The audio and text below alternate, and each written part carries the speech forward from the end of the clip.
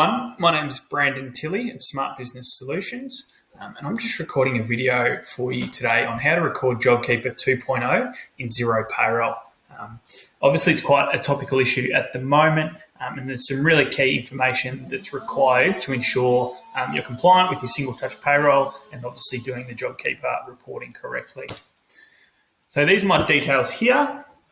Look, I think the best way to get in touch is if you've got any issues or questions, is just to shoot me an email and we can organise a time to go through and have a chat. So look, I'm just going to jump into the Xero file now. So this is the demo company. What I'm going to do today is we're going to go through a couple of things within your employees section. So firstly, we're going to come to payroll and pay employees. And now we're just going to visit our payroll support page. Now, look, before we proceed, I suppose I'm making a couple of assumptions. The two assumptions I'm making here are, number one, you have assessed your eligibility for Jobkeeper 2.0, and you've obviously been deemed eligible and you're going to pursue with that. Number two is that you've then assessed your employees and worked out whether they're falling into the Tier 1 or Tier 2 of the payment system. What I'm referring to there are these two tiers here. So to fall into Tier 1, an eligible employee has worked 80 hours or more in the 4 weeks of pay periods before 1 March 2020 or 1 July 2020, or an eligible business participant who was actively engaged in the business for 80 hours or more in February and provided a declaration to that effect. If you can't meet those requirements, the employee is a Tier 2 employee. Now, the reason for the split here, Tier 1 employees are eligible to a $1,200 per fortnight payment, which is down from the $1,500 payment, whereas if they're Tier 2, they get $750 per fortnight. Look, if you've got any issues around your eligibility or your employees being Tier 1 or Tier 2, you can probably reach out to me via email and we can work out the best way to proceed on that. So that's probably a different issue than what I'm going to go through here in the video. So once you've deemed yourself eligible and you've established whether the employees are Tier 1 or Tier 2, what you need to do is come to this screen, come to Enroll Employees for Jobkeeper payments, number 4. Now, your screen is probably going to look a bit different to mine. If you have been receiving Jobkeeper Phase 1, you will have already enrolled your employees. So they're going to look like James LeBron here. He's enrolled, but they're going to have a little button here that says Set Tier. So that's why it's a little bit different to what mine is. Mine is just showing that I haven't actually enrolled any other than James LeBron. So we're going to go through and enroll Oliver Gray and Sally Martin. Now they're the only two that are going to be eligible for the Jobkeeper rolling forward. So the first thing we need to do here is set our tier. So this is where we set whether they're Tier 1, work the 80 hours in the reference period, or they're Tier 2. Oliver is Tier 2.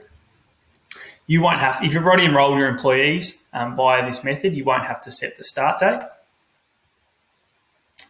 And we're going to do the same for Sally Martin. Again, start Jobkeeper, where you're clicking on set tier, and then you're setting the tier.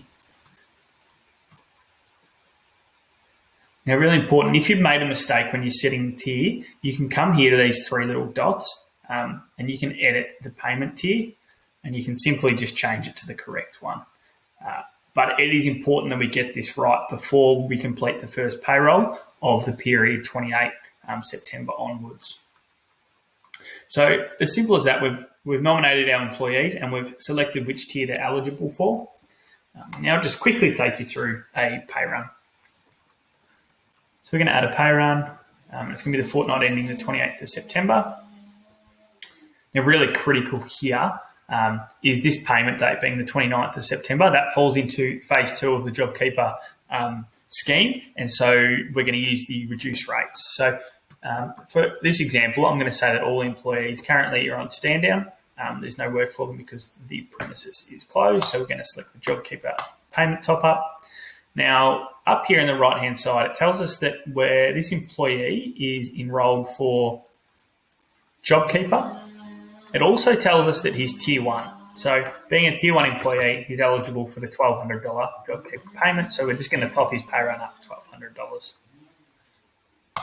Of course, there's no super in the topped up pay runs, which I'll show you here. So Oliver Gray, again, on stand down, there's no work. We're going to do a full JobKeeper payment top up because he's enrolled for JobKeeper, but he's only a tier 2, so he's only eligible for the $750. I'll just get rid of some of these pre-filled deductions. And look, this is just showing what this fortnightly pay run is going to look like. So there's only $8 being withheld from him, and there's no superannuation attached. And the last one we're going to do is Sally Martin. Again, just a JobKeeper top up.